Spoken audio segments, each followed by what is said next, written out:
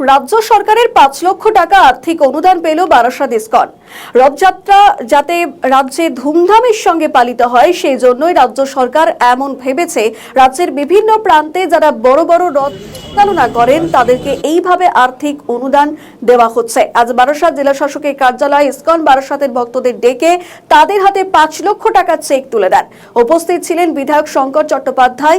এই অনুদান পেয়ে স্বাভাবিকভাবেই খুশি ইসকনের ভক্তরা। প্রতি বছর তারা পালন করেন। এবছর এই আর্থিক অনুদান পেয়ে আরো বৃহৎ আকারে পালন করবেন রথ, এমনটাই জানাচ্ছেন তারা। রাজ্য সরকারকে আমরা বিশেষভাবে ধন্যবাদ জানাই, যারা এই রাজ্যের পশ্চিমবঙ্গের যে সংস্কৃতি সেই সংস্কৃতিকে তুলে নিয়ে এসেছেন।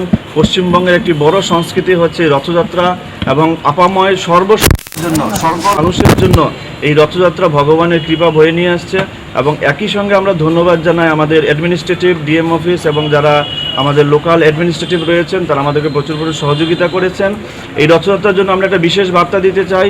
এই রথযাত্রা শুধু কেবলমাত্র জগন্নাথের কৃপাই নয়, তার সঙ্গে আমাদের বৃক্ষ বিতরণ বিভাগ রয়েছে।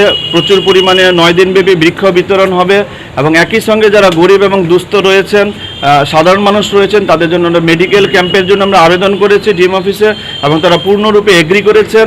আমরা সাধারণ মানুষকে সুস্বাস্থ্য এবং সাধারণ মানুষকে বিনামূল্যে ঔষধ বিতরণের এই কার্যক্রম আমরা করব এবং চেক আমাদের দেওয়া হয়েছে। এই যে চেকের ছবি আছে, আমাদেরকে চেক দেওয়া হয়েছে, অ্যাকাউন্টে ঢুকবে। এবং একই সঙ্গে আমরা বিশেষভাবে প্রতিদিন এই রথের মধ্যে 5 থেকে 6 হাজার মানুষের মধ্যে প্রসাদ বিতরণ হবে, খাদ্য বিতরণ হবে।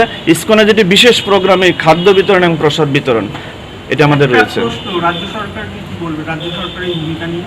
রাজ্য সরকারের ভূমিকা অপূর্ব। এই বাংলা